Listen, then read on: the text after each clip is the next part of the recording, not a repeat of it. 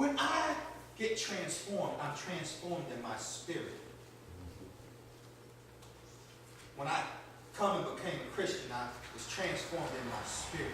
The baptism is a spiritual thing. That physically is happening to me, really. To be honest, it's not. What's happening is a spiritual manifestation is happening. Mm-hmm. But what about my body? See, my body was raised up. Let me go back to the wife and husband.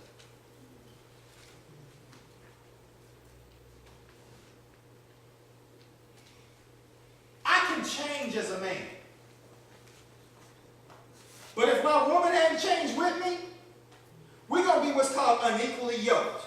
Right. And that's going to be hell in the household every day, all the time. Because I'm trying to go this way, and you trying to go that way. And when we go, we end up looking like a car that's going like this. And so somebody looking from the outside looks and says, you two need to get it together. Y'all can't drive. Your car is swerving like this. You saying you're going that way. She's saying you're going that way. And when you put it together, it goes somewhere like that. That's an error. And so what happens is we judge people by what we see. Right.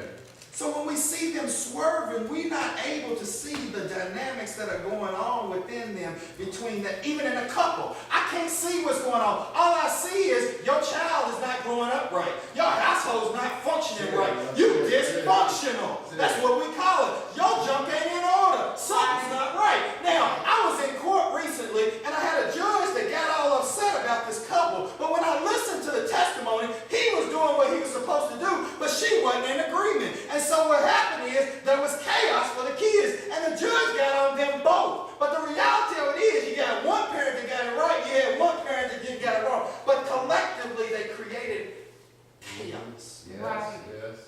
President Obama, I was watching the other day on MSNBC, and they were showing, and they were giving testimony where they could prove that the Republicans had decided a long time ago that whatever it is that he proposed, they were going to be for. Mm-hmm. Mm-hmm. They had testimony. They did this like, it was wild. They actually had a meeting to make the determination that regardless of what happens in this country, we are not going to be for anything that he's for. Right. Now, if he is saying, I need you to go this way, but who he's married with says, I'm going to go that way, right, then what happens is, I got wheat with weeds. Right. Within our own body, there's a struggle. Our body is tied to the earth that is now under primary objective number 2. Right.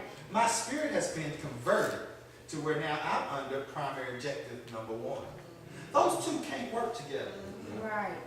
You can't have a system that says that the greatest among you is the servant, and the greatest among you needs to be served. That's the problem we have with New Church. The concern we have about New Church is that if I give my all, who's going to take care of me? Right. If I make all things in common, will I have somebody that comes in here that leans on us all? Right. A smoocher. That's our concern. But really, if it's a closed system and all of us having all things in common, such that there is no need, it means that your stuff is my stuff and my stuff is your stuff, and whatever there's a need, we need it. Right. It works in a closed system. But if you open that system up where you introduce people that don't have that mentality, there's a gaping hole in the system and it doesn't work.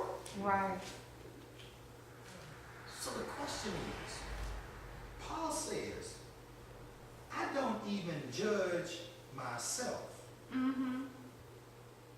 He said, I'm going to wait until the judgment when Jesus comes in, and he who can see what is in darkness will come and divide out for me. What does that mean? We are condemning ourselves when God is saying, don't even judge yourself. Right. Why? Because inside of you there are two things at work, and you can't separate the two. Right. Now, here's the deal. If you have a wrong spirit, that spirit is going to be set to hell. If you have a wrong body, that body is going to be set to hell. That's what this parable is.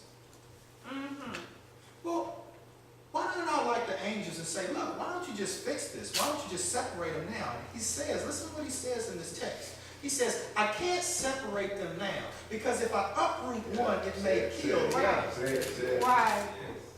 Right. Y'all not hearing me? If my body is the cause of the problem, and I go and destroy the body, absence in the body is presence with the Lord, which is where we say that is at funerals. That means you died.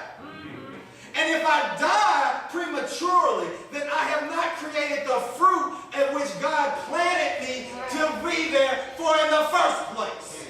And so I'd rather let you grow up having both of these in concert together so that you can produce whatever it is you are designed to produce. And when the time comes, I'm going to separate the part of you that's not good, and I'm going to keep the part of you that's good, and I'm going to give you a new one. In other words, don't get a divorce, baby. There's going to be a new woman at the end of the day. Don't worry about your body. I'm going to give you a glorified body.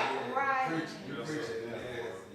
Amen. So don't take the time to judge yourself, and don't take the time to judge somebody else, because you are not equipped to see what is happening in the dark to be able to make the call. So servant, you're not equipped to pull up the weeds. In so doing, you may destroy